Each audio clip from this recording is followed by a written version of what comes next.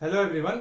तो इस वीडियो में हम डिस्कस करेंगे आपका इंजीनियरिंग मैथमेटिक्स 2 का बीटीयू का मॉडल पेपर सेट 1 का क्वेश्चन नंबर 5C। तो ये आपका आखिरी क्वेश्चन है, बाकी सारा क्वेश्चन हम ऑलरेडी सॉल्व कर चुके हैं। तो देखिए यहाँ पे जो है आप लोगों को डेरिवेशन दिया गया है। तो हमेशा देखिए जब भी आपके जो है टेक्स्ट बुक में या फिर आपके सिलेबस में कोई भी डेरिवेशन है तो वो आप लोगों को करके जाना ही चाहिए, क्योंकि हर एक एग्जाम में जो है, चाहे आप इंजीनियरिंग मैथमेटिक्स 1 2 3 4 आप कोई भी कंसीडर कर लीजिए, तो जहां जहां पे भी डेरिवेशन है तो वो क्वेश्चन एग्जाम में हमेशा ही आया है। आप पास्ट 5 to 10 ईयर्स का क्वेश्चन पेपर आप सर्च कीजिएगा तो आपको पता चल जाएगा। और आपके जो है आपके सिलेबस में वन डायमेंशनल हीट इक्वेशन और वन डायमेंशनल वेव इक्वेशन है। तो देखिए ऐसा भी हो सकता है कि जैसे मान लेते हैं कि आपके क्वेश्चन में एक रहता है, मान लेते हैं 5ABC और आपका हो गया 6ABC, ऐसे करके क्वेश्चन होगा। तो 5ABC वाले में अगर किसी एक में दे दिया मान लेते हैं हीट इक्वेशन, तो ऐसा भी हो सकता है आपका 6 वाले क्वेश्चन में दे दे आपको वेव इक्वेशन, या फिर ऐसा भी हो सकता है कि दोनों में से कोई एक ही दे। तो आपको किसी को भी छोड़ के आप नहीं जा सकते, आपको टेक्स्ट बुक में जो दोनों डेरिवेशन है वो दोनों आप लोगों को करके जाना चाहिए। और देखिए बहुत बच्चे लोग क्या करते हैं, डेरिवेशन को याद करते हैं। यहाँ पे याद करने जैसा कुछ नहीं है, कोई जैसा हम बताएंगे सिर्फ आपको सुनते जाना है। फर्स्ट टाइम सिर्फ आप लोगों को सुनना है और देखते जाना है कि हम क्या कर रहे हैं। फिर देखिए नेक्स्ट टाइम जो है आप लोगों को नेक्स्ट टाइम मैथमेटिकल वाला पार्ट आप सिर्फ कीजिए, क्योंकि मेन मैथमेटिकल वाला पार्ट होता है। और एग्जाम से एक दिन पहले जो है आपका डेरिवेशन से पहले जो भी कंसीडरेशन करते हैं, जो आपका इंग्लिश स्टेटमेंट है जो सजा के लिखना होता है थोड़ा सा अच्छा दिखने के लिए, तो वो आप जो है एक बार कम से कम प्रैक्टिस कर लीजिए कि क्या लिखना है एग्जाम में।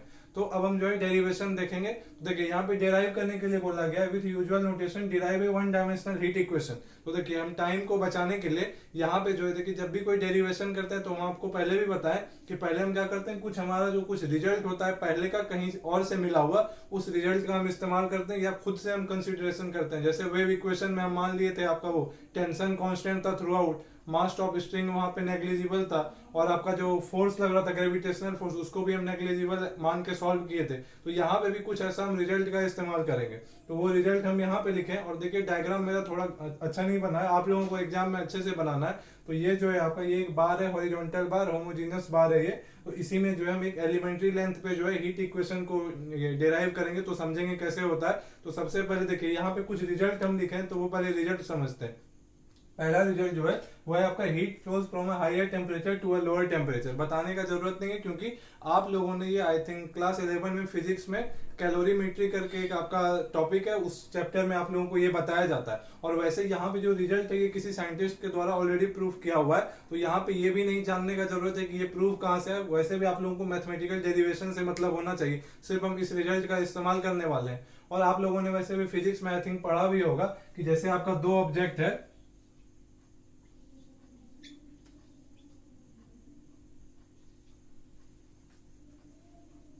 तो देखिए जैसे आपका दो ऑब्जेक्ट है, ये दो बॉडी है आपका, और इसका टेम्परेचर है, मान लेते हैं इसका टेम्परेचर है T1 और इसका मान लेते हैं T2।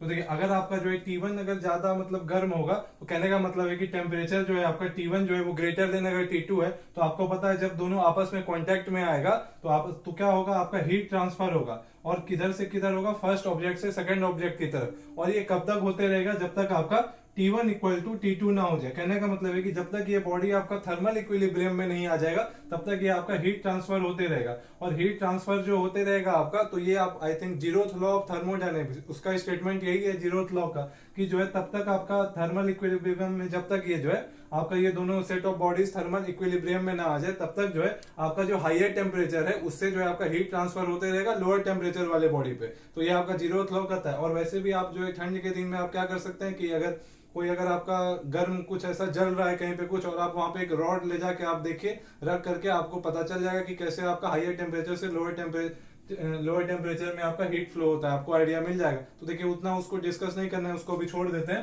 फिर देखिए सेकंड पॉइंट है the amount of heat in a body is proportional to its mass and temperature. ये भी पॉइंट आप लोग पढ़े थे।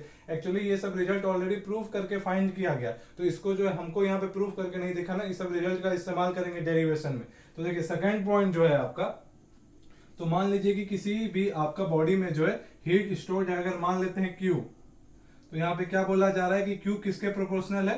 देखिए प्रोपोर्शनल है आपका मास एंड टेम्परेचर। वैसे नेचर ऑफ द मटेरियल पे भी डिपेंड करता है थोड़ा बहुत, लेकिन खैर यहाँ पे मास एंड टेम्परेचर इनफ है। तो देखिए Q is directly proportional to mass and temperature. तो अगर हम मान ले अगर आपका जो है मास अगर आपका जो है m है, और आपका टेम्परेचर, यहाँ पे टेम्परेचर का हम लोग डिफरेंस लेते हैं T2 माइनस T1 या फिर डेल्टा T बोल दें।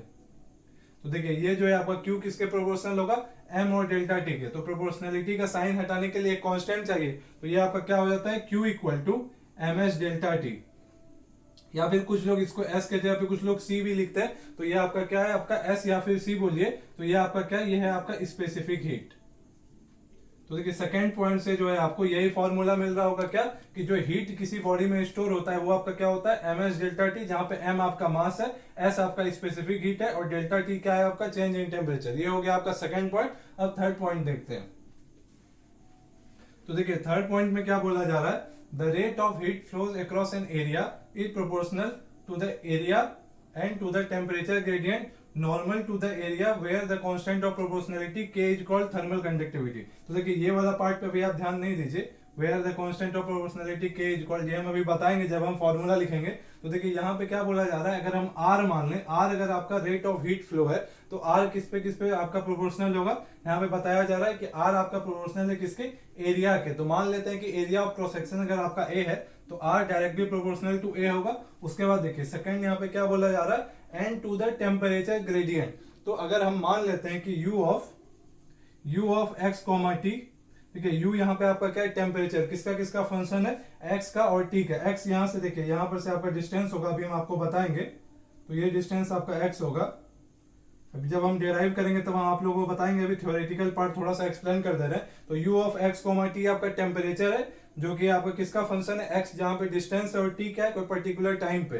तो जहां पे आपका u टेम्परेचर हो गया, तो टेम्परेचर ग्रेडियंट, तो टेम्परेचर ग्रेडियंट आप लोग स्लोप ग्रेडियंट ये सब कॉन्सेप्ट पढ़े, तो वो आपका क्या हो जाएगा, d u by dough x. तो dough you by dough x आपका क्या है, dough you by dough x है आपका टेम्परेचर ग्रेडियंट। तो ये जो है are directly proportional to area और टेम्परेचर ग्रेडियंट पे भी है। तो जब भी एक से ज्यादा मतलब चीजों पे अगर डायरेक्टली प्रोपोर्शनल हो रहा है तो आपस में मल्टीप्लाई हो जाता है, तो ये आपका हो जाएगा do u by dough x. तो यही हो गया आपका रेट ऑफ हीट फ्लो, जो है आपका डायरेक्टली प्रोपोर्शनल हो गया किसके, एरिया और टेम्परेचर ग्रेडियंट के। तो देखिए कांस्टेंट ऑफ प्रोपोर्शनलिटी लगाएंगे तभी ये प्रोपोर्शनल का साइन हटेगा। तो यहां से आर इक्वल टू क्या हो जाएगा, r equal to minus k into A into dough you by dough x. तो देखिए यहाँ पे जो है के, अब अभी हम आपको बताए थे कि ये लाइन को भी आप ध्यान नहीं दीजिए, यहाँ पे जो ये वाला के है आपका, इस के का मतलब आपका क्या है, थर्मल कंडक्टिविटी, क्योंकि कांस्टेंट चाहिए आपको ये प्रोपोर्शनलिटी का साइन हटाने के लिए, इसीलिए के लिखे। अब बहुत लोगों को कंफ्यूजन हो रहा होगा कि माइनस क्यों लिखे, क्योंकि आपको पता है फर्स्ट पॉइंट से कि हीट जो है फ्लो कर रहा है हायर टेम्परेचर से लोअर टेम्परेचर की तरफ, तो ओवरऑल एनर्जी घट रहा होगा। तो चूंकि वो घट रहा है तो वही दिखाने के लिए यहाँ पे माइनस साइन लगाए। तो माइनस साइन यहाँ पे क्या रिप्रेजेंट कर रहा है आपका, एनर्जी आपका जो है ओवरऑल घट रहा होगा। खैर इस सब पे ज्यादा फोकस नहीं करना, ये आपको रीजन भी नहीं पूछेगा कि क्यों ऐसा आप माइनस साइन लगाए, आप डायरेक्टली वहां पे इस्तेमाल कर सकते हैं। तो देखिए एग्जाम में जो डेरिवेशन कीजिएगा, पहले ये 3 पॉइंट लिखेंगे, उसके बाद देखते हैं। पहले ये 3 पॉइंट लिखने के बाद ये अभी जो बताए ये भी आपको लिखना नहीं है, बस समझाने के लिए बताए। तो देखिए ये 3 पॉइंट आपने लिखा, फिर डायग्राम बनाना है। हम उतना अच्छा नहीं है डायग्राम बनाने में, आप लोगों को अच्छे से बनाना है। तो ये आपका जो है, ये आपका हॉरिजॉन्टल जो है आपका दिया हुआ एक आपका रेक्टेंगुलर होमोजेनियस बार है। तो इसी में हम क्या करेंगे, एक छोटा सा एलिमेंट्री पार्ट हम जो है यहाँ पे निकाल लेंगे। निकालने का कहने का मतलब है कि उसके ऊपर ही हम देखेंगे कि कैसे आपका 1 डायमेंशनल हीट इक्वेशन डिराइव होता है। तो सबसे पहले आप लोग देखिए, इंग्लिश वाला पार्ट हम यहाँ पे नहीं करेंगे, वो आप लोगों के टेक्स्ट बुक में भी अच्छे से दिया हुआ है, क्लास में भी करवाया जाता है और आप लोग उसमें मतलब एक्सपर्ट है वो लिखने में। तो इंग्लिश वाले पार्ट पे हम फोकस नहीं करेंगे, वो आप लोगों को लिखना है कि कंसीडर ए होमोजेनियस बार, जो कि आपका उसमें होमोजेनियस बार है जिसका एरिया ऑफ क्रॉस सेक्शन क्या है, ए है आपका, मान लेते हैं एरिया ऑफ क्रॉस सेक्शन। उसके बाद फिर आपका जो है कुछ और भी कंसीडरेशन करेंगे, क्या है वो, एस है आपका इस ऑब्जेक्ट का या फिर जिस भी चीज का ये मटेरियल बना हुआ है। तो आपको पता है कि पूरा मटेरियल का एक ही स्पेसिफिक हीट होता है जो कि कांस्टेंट होता है। तो उसको अगर हम एस मान लें तो एस हो गया स्पेसिफिक हीट। रो को मान लेंगे हम, रो को मान लेंगे इस ऑब्जेक्ट की डेंसिटी।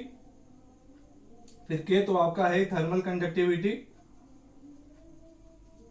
Thermal conductivity.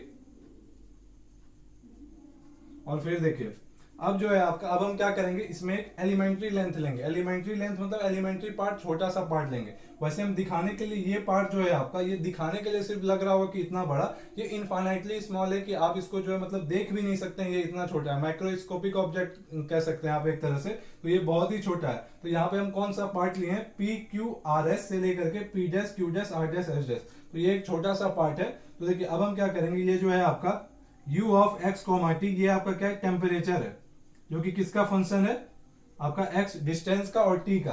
तो ये जो पॉइंट P है आपका, ये किस डिस्टेंस पे है आपका, x डिस्टेंस पे, और ये O आपका ओरिजिन है, और ये जो है आपका x प्लस डेल्टा x, तो ये P डैश। तो अब आप यहाँ पे कंफ्यूज नहीं होइएगा कि डेल्टा x तो बहुत ही छोटा होता है उसका वैल्यू, तो डेल्टा x इतना बड़ा कैसे होगा। यहाँ पे देखिए डेल x जो है आपका दिखाने के लिए, सिर्फ हम दिखा रहे हैं समझाने के लिए, और एग्जाम में भी आपको ऐसे ही बताना है कि आपका x प्लस डेल x जो है आपका डिस्टेंस कहाँ से कहाँ तक का है, O से लेके P डैश तक का।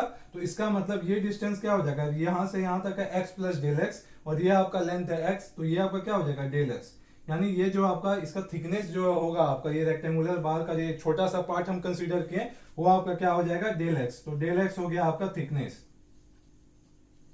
तो अब देखिए, अब जो है आपका पॉइंट नंबर 2 और पॉइंट नंबर 3 की हेल्प से हम पूरा डेरिवेशन करेंगे। बहुत ही सिंपल है, और पूरा अब जो यहाँ से मैथमेटिकल पार्ट आपका असली खेल यहाँ से शुरू होता है। तो ये सब पहले आपको कंसीडर कर लेना है, अच्छे से स्टेटमेंट में बना के लिखना है। अब हम सीधा आते हैं मैथमेटिकल पार्ट पे।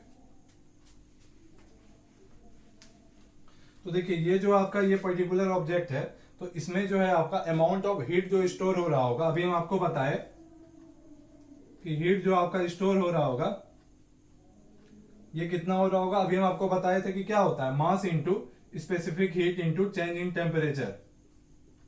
तो देखिए, और एक चीज यहाँ पे बताना रह गया कि आपका यहाँ पे क्या है, डेल यू जो है, मान लेते हैं ये आपका क्या है, change in temperature. Change in temperature आपका क्या है, डेल यू। तो देखिए, हीट स्टोर जो होगा आपका इस पर्टिकुलर एलिमेंट्री वाले पार्ट पे, ये आपका क्या हो जाएगा, मास into specific heat into change in temperature. तो देखिए, अब जो यहाँ पे मास के लिए तो हम कोई कंसीडरेशन किए ही नहीं है, कहने का मतलब एम हम यहाँ पे लिए ही नहीं थे। अभी आप पीछे देखेंगे कि क्या क्या हम कंसीडर किए थे। तो देखिए, मास इक्वल टू क्या होता है आपका, मास इक्वल टू आपका क्या होता है, देखिए आपका डेंसिटी और मास में रिलेशन होता है। तो डेंसिटी इक्वल टू आपका क्या होता है, मास पर यूनिट वॉल्यूम। तो यहां से आप क्या लिख सकते हैं, mass equal to rho into v. तो देखिए, रो आपका क्या है, डेंसिटी है जो अभी आपने कंसीडर किया था, और वी आपका वॉल्यूम। तो वॉल्यूम तो आपने कंसीडर किया नहीं है, लेकिन आपने एरिया ऑफ क्रॉस सेक्शन लिया, और आपको पता है कि एरिया और इंटू अगर हम थिकनेस मल्टीप्लाई कर दें तो यही क्या हो जाएगा आपका, यही आपका वॉल्यूम हो जाएगा। कहने का मतलब है कि ओवरऑल यहाँ से एम आपका क्या मिल जाएगा, रो तो आपने कंसीडर किया है डेंसिटी, तो रो इंटू, और वॉल्यूम आपका क्या हो जाएगा, वॉल्यूम आपका हो जाएगा area of cross section, A into thickness जो आपने डेल एक्स यहाँ पे लिया है, यही हो जाएगा आपका। तो मास यहाँ से क्या आ गया आपका, मास इक्वल टू आ गया रो इंटू ए इंटू डेल एक्स। तो अब हम हीट स्टोर्ड इक्वल टू क्या लिखने जा रहे हैं, देखिए आप लोगों को ये पूरा नहीं करना है, आप डायरेक्ट भी चाहे तो लिख सकते हैं heat stored equal to rho into A into del x. तो देखिए, ये तो आपका क्या हो गया, ये हो गया सिर्फ मास। तो मास इंटू स्पेसिफिक हीट हमने क्या माना है, एस, और चेंज इन टेम्परेचर क्या है आपका, चेंज इन टेम्परेचर है डेल यू। तो ये हो गया आपका हीट स्टोर जो हुआ होगा आपका, ये पूरा बॉडी में एलिमेंट्री पार्ट का हम बात कर रहे हैं। तो देखिए, अब जो अगर हीट स्टोर इतना है, तो अगर हम रेट का बात करें, तो रेट अगर हम देखेंगे मतलब टेम्परेचर का रेट ही देखेंगे, क्योंकि हीट का बात कर रहे हैं आपका, तो टेम्परेचर में जो चेंज हो रहा होगा, कहने का मतलब है कि टेम्परेचर किसके रिस्पेक्ट में चेंज हो रहा होगा, टाइम के रिस्पेक्ट में। तो हम यहाँ से क्या कह सकते हैं, यहाँ से आपका रेट जो होगा आर इक्वल टू, वो आपका क्या हो जाएगा, रो इंटू ए into del x into S आपका स्पेसिफिक हीट, और temperature with respect to time. क्योंकि रेट हम यहाँ पे लिखने जा रहे हैं, आपको पहले यहाँ पे इंग्लिश में लिखना भी है वो रेट वाला पार्ट, फिर आर इक्वल टू हम डायरेक्ट लिखने जा रहे हैं dough u by do t. Partial derivative यहाँ पे कंसीडर किए, यहाँ पे डेल यू है, यहाँ पे डो यू लिए, कोई फर्क नहीं पड़ेगा, बस ऐसा हमको डिराइव करना है, इसलिए ऐसा कर रहे हैं यहाँ पे। तो देखिए, अब जो है आपका यहाँ से रेट आ गया, ये हम हीट स्टोर जो लिखे अभी हम आपको बताए थे सेकंड पॉइंट में, ये हम उसी से लिखे हैं, mass into specific heat into change in temperature. तो रेट लेना था, तो with respect to time temperature कितना चेंज हुआ वो आपका आ जाएगा डिनोमिनेटर में डिवाइड के फॉर्म में। तो उसके बाद देखिए, ये आ गया आपका, इसको अगर हम इक्वेशन 1 मान लें। अब देखिए, अब जो है आपका हम मान लेते हैं कि हीट जो है आपका इधर से उधर की तरफ फ्लो करते हुए जा रहा है, कहने का मतलब है हायर टेम्परेचर से लोअर टेम्परेचर। तो देखिए, अगर आपका रेट ऑफ इनफ्लो जो है हीट का वो आर आई है, और रेट ऑफ आउटफ्लो जो है हीट का वो क्या है, आर नॉट है। तो ओवरऑल देखिए, आपको पता है कि हीट जो है फ्लो कर रहा है हायर टेम्परेचर से लोअर टेम्परेचर की तरफ। तो ओवरऑल जो रेट होगा आपका इनफ्लो, मतलब जितना आया माइनस जितना गया, क्योंकि कुछ तो हीट यहाँ पे भी स्टोर हो रहा होगा जो कि इसके इक्वल है। तो देखिए, यहाँ पे ओवरऑल जो हीट स्टोर हो रहा होगा वो इनफ्लो माइनस आउटफ्लो के मैग्नीट्यूड के इक्वल होगा। कहने का मतलब है कि r I minus are naught. R i आपका क्या है, रेट ऑफ इनफ्लो है। ये आप लोगों को पूरा लिखना है अच्छे से, एग्जाम में हम सिर्फ आपका बता रहे हैं कि मैथमेटिकल पार्ट कैसे डिराइव होता है। और ये रेट ऑफ आउटफ्लो है। तो ये है आपका आर नॉट है आपका रेट ऑफ आउटफ्लो और आर आई है आपका रेट ऑफ इनफ्लो। तो इनके बीच जो डिफरेंस होगा वही आपका क्या हो जाएगा, ओवरऑल जो यहाँ पे आपका हीट जो स्टोर्ड हुआ है उसका रेट जो है, तो ओवरऑल रेट किसके इक्वल हो जाएगा। कहने का मतलब है कि आर इक्वल टू हम क्या लिख सकते हैं, are I minus are naught, और R I minus are naught क्या होगा वो हम डिराइव कैसे करेंगे, थर्ड पॉइंट के हेल्प से। तो वो हम देखते हैं। तो देखिए थर्ड पॉइंट की हेल्प से आप लोगों को पता है कि थर्ड पॉइंट की हेल्प से हम आर आई इक्वल टू क्या लिख सकते हैं, are i equal to minus k, अभी हम आपको बताए थे minus k into A into dough you by dough x. अभी हम आपको पहले ही बताए थे, वीडियो के पहले जाके देखिएगा, एरिया ऑफ क्रॉस सेक्शन पे डायरेक्टली प्रोपोर्शनल था और किस पे आपका टेम्परेचर ग्रेडियंट, और टेम्परेचर ग्रेडियंट क्या होता है, dough you by dough x. तो dough you by dough x, तो देखिए आर आई आपका किस पॉइंट पे हम कंसीडर करें, पॉइंट पी पे। तो पॉइंट पी पे जो है आपका ये डिस्टेंस आपका कितना था, ये डिस्टेंस आपका एक्स था, तो ये हम यहाँ पे लिखने जा रहे हैं एट एक्स। फिर देखिए आपका आर नॉट जो हो जाएगा वो क्या हो जाएगा, आर नॉट भी सेम ही होगा, वो भी रेट ही है आपका, तो उसका भी फॉर्मूला सेम ही होगा, minus k into area of cross section, तो ए आपका कांस्टेंट ही है, और do you by dough x ये किस पॉइंट पे हो जाएगा आपका, ये देखिए ये पी डैश पे, क्योंकि पी डैश पे ही हम आर नॉट जो बाहर जा रहा है, जो रेट आपका जो आउटफ्लो है हीट का वही हम कंसीडर कर रहे हैं, तो ये पॉइंट आपका क्या हो जाएगा at x plus del x. तो देखिए अभी हम आपको बताए कि जो यहाँ पे ओवरऑल जो रेट था आपका, देखिए यहाँ पे आर हम लिखे हैं, और ये अगर हम मान लेते हैं ये 2 है और ये 3 है अगर आपका, तो अभी हम बताए कि ओवरऑल रेट कितना होगा, जितना rate of inflow minus rate of outflow, क्योंकि एनर्जी आपका कुछ स्टोर भी हो रहा होता है, और जो है वो किसके इक्वल हो जाएगा आपका r I minus are naught के, यानी ओवरऑल हम आर इक्वल टू क्या लिख सकते हैं, are I minus are naught. तो देखिए अब r i r naught equation 1, 2 और 3 की हेल्प से आप वैल्यू उठा के रखिए, उसके बाद बहुत ही सिंपल हो जाएगा इसको डिराइव करना। तो देखिए यहां से जो है आपका आर के जगह पे हम क्या लिख सकते हैं, जो वैल्यू दिया हुआ है बस उठा के रख दीजिए, rho A del x S into dough you by dough t equal to, अब देखिए आर आई और आर नॉट का भी वैल्यू आपके पास दिया हुआ है, आर आई आपका क्या है minus K A d you by dough x, और पॉइंट क्या है आपका एट एक्स, माइनस फिर देखिए आर आई का वैल्यू उठा के रख दिए, और यहाँ पे माइनस साइन है और माइनस आर नॉट, और आर नॉट में भी आगे में क्या है माइनस साइन है, तो ये वाला माइनस और ये वाला माइनस मिलके प्लस हो जाएगा, तो plus K A into dough you by dough x at x plus del x. तो ये हो गया आपका। अब देखिए अब जो है सिर्फ हम कुछ मतलब क्या करेंगे, कुछ पार्ट इधर से उधर कर देंगे, सिर्फ हम डेरिवेशन के रिजल्ट तक पहुंचने के लिए, याद आपको कुछ नहीं करना था, सिर्फ अभी हम आपको बताया कि सेकंड पॉइंट और थर्ड पॉइंट बहुत ही इंपॉर्टेंट था, उसी के थ्रू हम अभी आगे बढ़े जा रहे हैं। तो देखिए अब हम क्या करेंगे, यहां से जो है हम do you by dough t को हम सेपरेट कर लेंगे, तो dough you by dough t equal to आपका क्या हो जाएगा, इधर देखिए इधर अगर हम के ए अगर हम कॉमन ले लें, तो के ए अगर आप कॉमन ले लीजिएगा तो आपका क्या बचेगा, do you by dough x at x plus del x, क्योंकि देखिए इसको हम पहले लिख दिए और यहां पे प्लस साइन था, और minus do you by dough x at x, फिर देखिए इधर जो है आपका एलएचएस में जो भी पार्ट था उसको हम आरएचएस में भेज रहे हैं, तो dough you by dough t के अलावा ये जितना पार्ट था हम उसको आरएचएस में भेज दे रहे हैं, तो आपका देखिए ये सारा मल्टीप्लाई था तो दूसरे तरफ जाएगा तो डिनोमिनेटर में आ जाएगा, तो यहाँ पे क्या क्या आ जाएगा, रो डेंसिटी, ए आपका एरिया ऑफ क्रॉस सेक्शन, फिर देखिए एस स्पेसिफिक हीट। तो देखिए इस वाले पार्ट को हम ऐसे रहने देते हैं, और डेल एक्स जो है हम यहाँ पे लिख रहे हैं, अभी हम बताएंगे इसका पर्पस हम डेल एक्स यहाँ पे क्यों लिए। अब देखिए अभी जो हम डायग्राम इरेज कर दिए, लेकिन आपको पता है कि वो जो हम एलिमेंट्री वाला पार्ट जो कंसीडर किए थे वो बहुत ही इनफाइनाइटली स्मॉल था। कहने का मतलब है कि डेल एक्स उसका थिकनेस था, वो हम यहाँ पे हम क्या कंसीडर कर सकते हैं, लिमिट कंसीडर कर सकते हैं कि डेल एक्स जो है आपका वो जीरो की ओर जो है टेंड करेगा, क्योंकि वो जो है बहुत ही आपका छोटा लेंथ का था।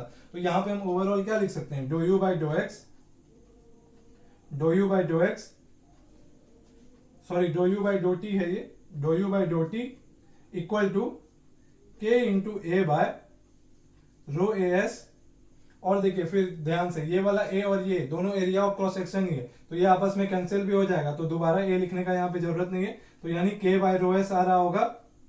फिर हम क्या लिख सकते हैं, limit del x tends to 0, और फिर आपका जो है यहाँ पे थोड़ा सा हम टाइम बचाएंगे, ये वाला पार्ट है सेम उठा के यहाँ पे आप कॉपी कर दीजिए नेक्स्ट लाइन में, ये पूरा होल पार्ट इसके नीचे ये कॉपी किया हुआ है। अब देखिए, अब जो है आप लोगों को डिफरेंशिएबिलिटी का जो है बेसिक कॉन्सेप्ट पता होगा, कहने का मतलब है डेफिनेशन।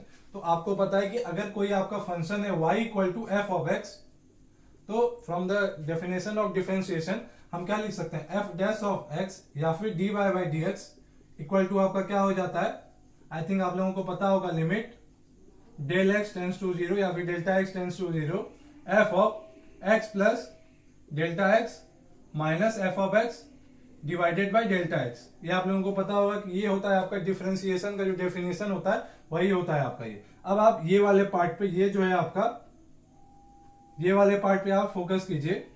तो देखिए यहाँ पे जो है इसका नेक्स्ट लाइन में क्या लिखा हुआ है, limit del x tends to zero. तो देखिए अब जो है अगर आप इसको फंक्शन के साथ कंपेयर कीजिएगा तो यहाँ पे आपका f of x equal to क्या है दिया हुआ, यहाँ पे do you by dough x. और देखिए ये जो है पॉइंट आपका क्या है, एक्स प्लस डेल एक्स। तो इसी को मान लीजिए क्या है आपका f of x plus del x, ये वाला part, minus f of x आपका क्या है, dough you by dough x at x divided by del x. तो इतना इक्वल टू हम क्या लिख सकते हैं, d y by d x, यानी d by d x of f of x, क्योंकि y इक्वल टू क्या है आपका एफ ऑफ एक्स है, और यहाँ पे जो है एफ ऑफ एक्स आपका क्या है, dough you by dough x. तो आप ध्यान दीजिएगा कि ये वाला पार्ट जो हम इसको क्या लिखेंगे, अभी आप देखिएगा, इसी से हम इसी डेफिनेशन के थ्रू हम क्या लिख सकते हैं। तो देखिए यहाँ पे जो है आपका ये क्या हो जाएगा, d y by d x. तो y के जगह पे यहाँ पे क्या है आपका, फंक्शन के जगह पे do you by dough x. और देखिए इसको जो हम del x tends to zero किया है, यानी ये जो है x के रिस्पेक्ट में डिफरेंशिएट हो गया। देखिए वहां पे हम dy बाई डी एक्स ले रहे थे, लेकिन यहाँ पे चूंकि पार्शियल डेरिवेटिव का बात कर रहे हैं, इसीलिए हम do by dough x consider करेंगे।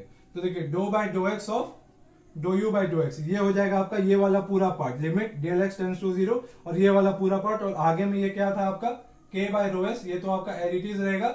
और फिर आपका LHS में आपका क्या था, do you by dough t. तो अब देखिए ये बहुत ही सिंपल है, आप फाइनल रिजल्ट तक ऑलमोस्ट पहुंच चुके हैं। तो देखिए अब जो है आपका do you by dough x को एक और बार डिफरेंशिएट कीजिएगा पार्शियली एक्स के रिस्पेक्ट में। तो इसको हम क्या लिख सकते हैं, ओवरऑल इसको हम लिख सकते हैं, ये तो आपका एडिटीज रहेगा, इसको हम क्या लिख सकते हैं, do two u by dough x square, और LHS में आपका क्या है, dough you by dough t. तो यही जो है आपका, यही है आपका वन डायमेंशनल हीट इक्वेशन। देखिए आपको यहाँ पे नहीं छोड़ना है, क्योंकि K जो है आपका वो क्या था, K था आपका थर्मल कंडक्टिविटी, फिर देखिए आपका रो क्या है, डेंसिटी, S है आपका स्पेसिफिक हीट। तो देखिए अगर आपका कोई भी जो है मटेरियल जिस भी चीज का बना हुआ है, जो भी आपका सब्सटेंस गिवन है, कहने का मतलब है कि जो बॉडी आपका दिया हुआ था हॉरिजॉन्टल, जो आपका रेक्टेंगुलर फॉर्म में था, तो इस पे किसी भी स्पेसिफिक बॉडी के लिए जो है आपका K थर्मल कंडक्टिविटी क्या होता है, कांस्टेंट होता है, डेंसिटी भी कांस्टेंट होता है, स्पेसिफिक हीट भी कांस्टेंट होता है। तो अगर तीनों वैल्यू इंडिपेंडेंटली कांस्टेंट है तो K बाय रो एस भी आपका क्या होगा, कांस्टेंट हो जाएगा। तो इसीलिए हम K by rho s equal to constant या फिर C स्क्वायर कंसीडर कर लेते हैं कि आपका ये कांस्टेंट है, तो इसको हम रिप्लेस कर देते हैं। तो dough u by do t equal to क्या हो जाएगा, C square into do two u by dough x square. तो यही जो है आपका ये फाइनल जो रिजल्ट आया, यही हो गया आपका वन डायमेंशनल हीट इक्वेशन। तो देखिए एग्जाम में डेरिवेशन आएगा, याद करने का कोई जरूरत नहीं है, सिर्फ आप लोग जो है वीडियो को एक बार अच्छे से देखिए, जो जो हम बताए सिर्फ आप ध्यान से सुनते जाइए। फर्स्ट टाइम आपको कुछ नहीं लिखना, सेकंड टाइम जो है आपने जो जो सुना, जो जो बात, उसको आप वापस से लिख के देखिए, मैथमेटिकल पार्ट सिर्फ आपका, डायग्राम और मैथमेटिकल पार्ट। उसके बाद फिर आप एग्जाम के जो है मतलब जाने से कुछ देर पहले उसका जो आपका इंग्लिश वाला पार्ट था, या फिर आप इंग्लिश वाला पार्ट जो हम हिंदी में ही बोले हैं, उसको आप खुद से कन्वर्ट करके लिख सकते हैं कि आपने क्या क्या कंसीडरेशन किया। लेकिन वो जो पहला 3 रिजल्ट था, वो तो आप एक तरह से कह सकते हैं कि वो तो आप याद कर लीजिए, याद नहीं करना है, समझ में भी आ गया तो आप लोग आसानी से उसको इंग्लिश में कन्वर्ट कर सकते हैं। तो इस वीडियो को यहीं तक रहने देते हैं, थैंक यू।